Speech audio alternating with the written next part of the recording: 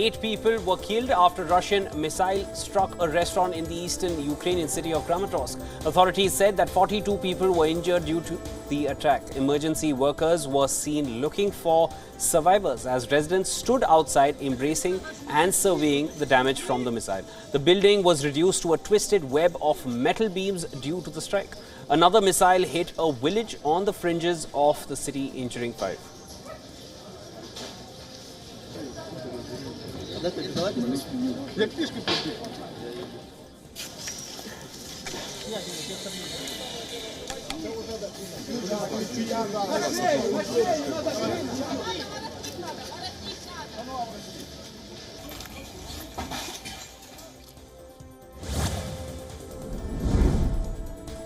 Belarusian President Alexander Lukashenko said that no camps have been built in his country for Wagner, for the exiled mercenaries of the Wagner group. He said that these fighters have been given an abandoned military base where they could erect their tents. A plane linked to Prigozhin, believed to be carrying him into exile, was shown on a flight tracking service taking off from the southern Russian city of Rostov early on Tuesday and landing in Belarus.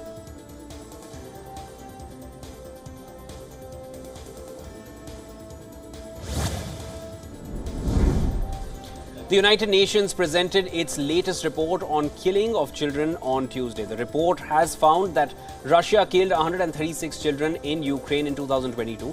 Owing to this, Moscow's armed forces have been included in UN's global list of offenders.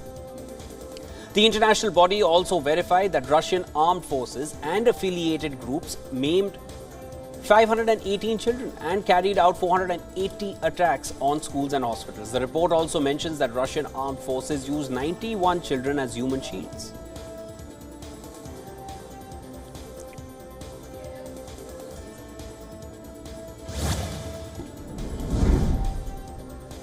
Russian Defense Minister Sergei Shoigu met his Cuban counterpart Alvaro Lopez in Moscow. The meeting with Shoigu came just days after his feud between the Wagner Group leader Yevgeny Prigozhin. While holding talks with Mera, Shoigu remarked, and I quote, "Cuba has been and remains Russia's most important ally in the region."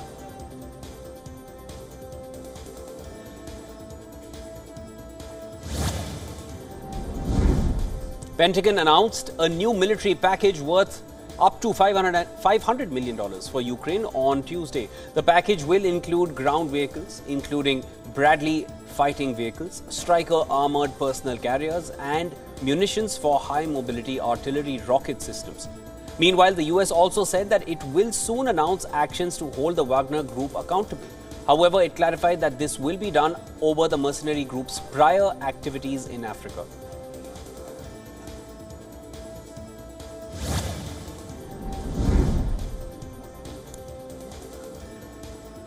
Eastern European NATO countries warned that the move of Wagner troops to Belarus would create greater regional instability. After holding a meeting in Hague, Polish President Duda said that development is very concerning and strong decisions are needed to address it. While NATO chief Jens Stoltenberg said that military presence in the Eastern European regions has been increased and more decisions will be taken at the upcoming summit.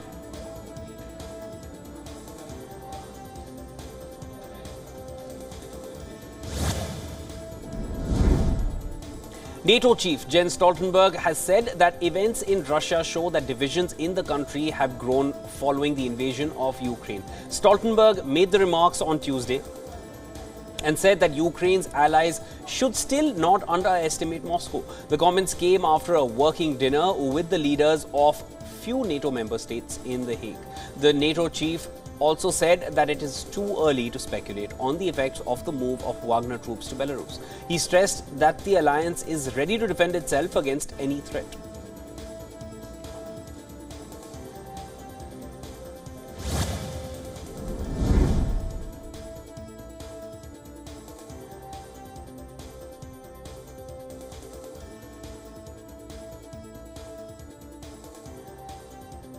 A Reuters report has claimed that thousands of former intelligence operatives are fighting the war in Sudan along with the country's army. It is believed that these operatives used to work under former President Omar al-Bashir and have ties to his Islamist movement. This has further complicated the efforts to end the war, which has been raging for nearly 10 weeks. It is being said that former officials of the country's now disbanded National Intelligence and Security Service have confirmed the report.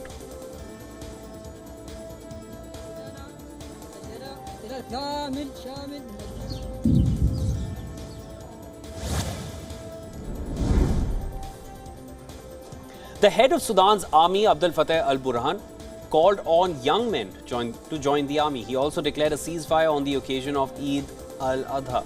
This came as the rival RSF, Rapid Support Forces, too announced a similar truce. Both sides said that their ceasefires were unilateral. Burhan, who is also the head of Sudan's ruling Sovereign Council, blamed the RSF, the paramilitary that the army is facing, for what he called war crimes and crimes against humanity in the city.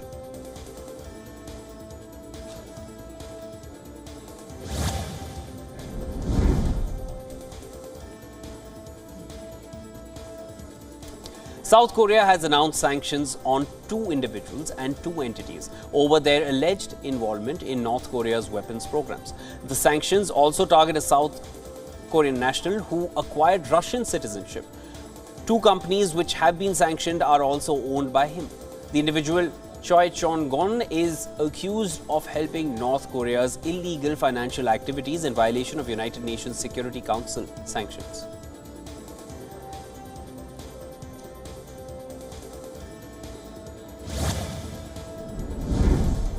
Swedish Foreign Minister Tobias Billström claimed that Sweden has fulfilled all of the requirements set out by Turkey for joining NATO. Billström was speaking at a news conference along with British Foreign Secretary James Cleverly. He referred to the implementation of the new Terrorist Act, which makes it illegal to participate in a terrorist organization in any way.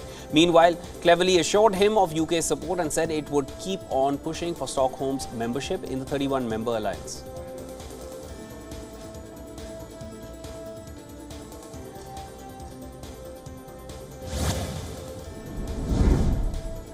The United Nations Security Council held a meeting for discussing the recent episodes of violence in the Middle East.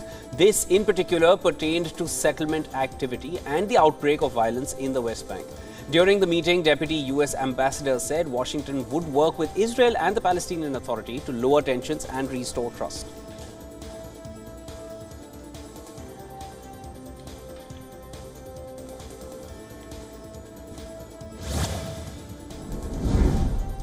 Former UN ambassador and US presidential hopeful Nikki Haley called for drastically limiting ties with China to address the rise in fentanyl deaths in the country. Taking a hawkish stance on Beijing, Haley said that she will push the Congress to revoke permanent normal trade relations until the flow of the opioid stops from China. Fentanyl, whose ingredients are majorly produced by China, is smuggled over the US-Mexico border. It has led to a sharp rise in drug overdose deaths in the US.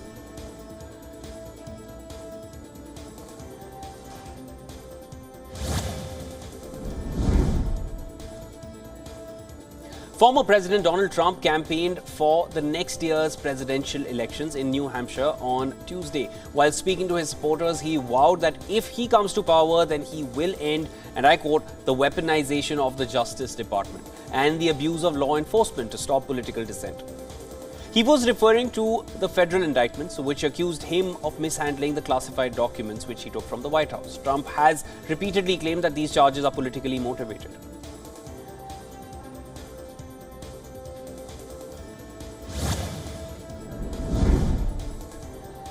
Clashes broke out between police and the youth in Paris suburb on Tuesday. This came as tensions rose over the recent death of a local teenager who was shot by police during a traffic stop. According to a local prosecutor's office, the 17-year-old boy was shot dead by a police officer for not stopping his car. The police officer responsible for the shooting has been charged with homicide.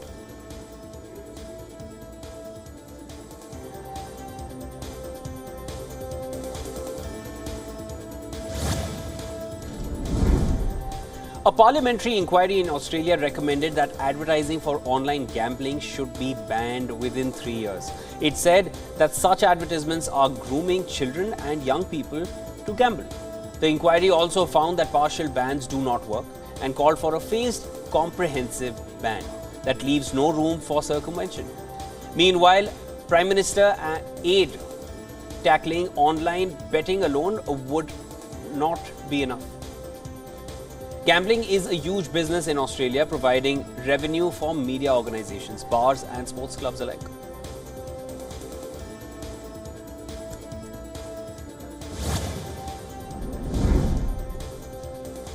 A member of the 6-judge Supreme Court bench hearing pleas challenging the trials of civilians in military courts in Pakistan urged the Chief Justice to reconsider the reconstitution of the bench. In an additional note, Justice Yahya Afridi urged Chief Justice Umar Ata Bandial to bring the strength of the bench to its fullest before proceeding with the petitions. This bench initially comprised 9 judges but shrank to 6 after 3 judges left the bench. Indian Prime Minister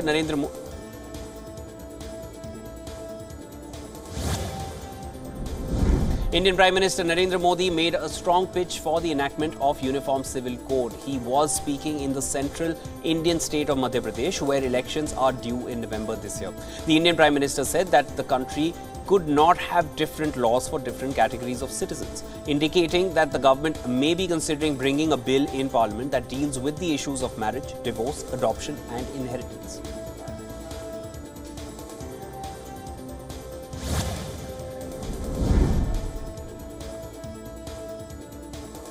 Sierra Leone President Julius Maada Bio secured victory in the presidential election with more than 56% of votes, thus avoiding a runoff against rival Samura Kamara. Kamara, who received 41% of votes, rejected the results, citing irregularities. International observers, including the United States, voiced concerns alleging lack of transparency in the counting process. The election, which was held on Saturday, has been tense, with violence breaking out before, during and after the vote.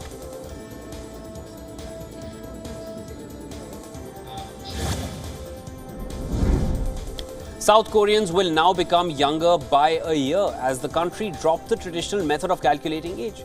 SEOUL was the only East Asian country to use a method of calculating age which starts counting age of babies from the time they are in the womb.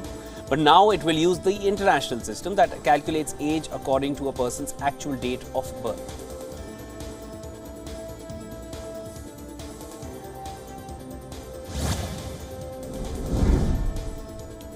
Google-owned WAZE is hitting the brakes on jobs as it merges its advertising system with Google Ads.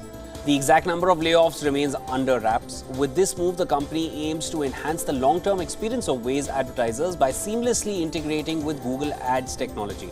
This move comes as Google consolidates its mapping teams, bringing WAZE into the Google Geo division. As per reports, Google's Geo division head, Chris Phillips, plans to spill the beans to advertisers and partners.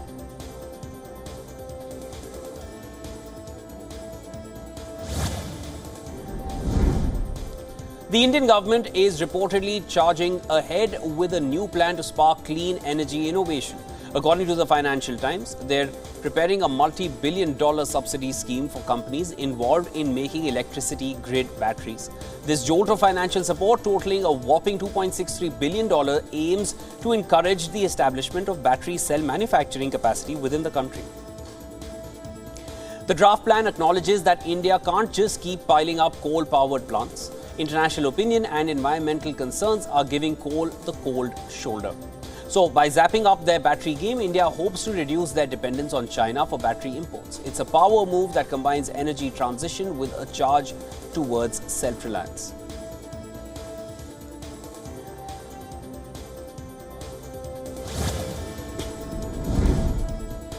A prolonged heat wave kept its grip on the US South on Tuesday.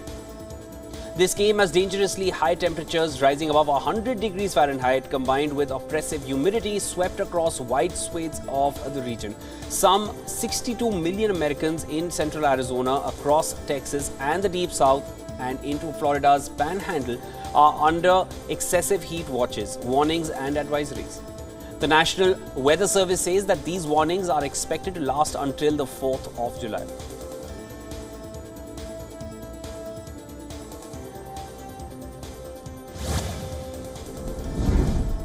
The emissions from the Canadian wildfires have reached a record high as per the EU's Copernicus Atmospheric Monitoring Service. It said that wildfires, which have engulfed large swathes of western and eastern Canada, have released 160 million tons of carbon. As of June 26th, the annual emissions from the fires are now the largest for Canada since satellite monitoring began in 2003, 20 years ago. Several cities in the US have been grappling with polluted air, owing to the emissions which now have reached Spain as well.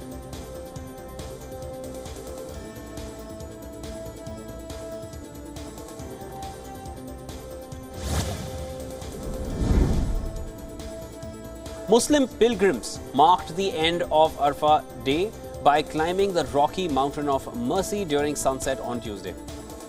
This day is the most important part of the annual Hajj. It is believed that Prophet Muhammad held his last sermon on Mount of Mercy. After sunset, pilgrims moved to Muzdalifa plain, where they will gather pebbles to throw at stone columns, which they see as the devil.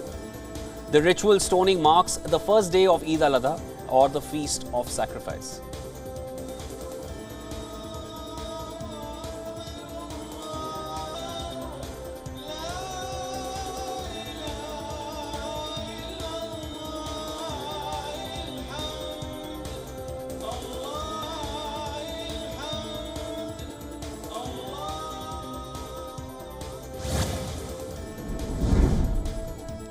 Britain's King Charles marked the partial completion of his pet urban development project in the town of Dorchester in southwest England.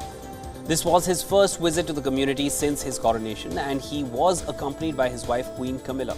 The monarchs unveiled a bronze portrait of themselves at Queen Mother Square and opened the Duke of Edinburgh Garden. They also watched a singing performance by school children before posing for photographs.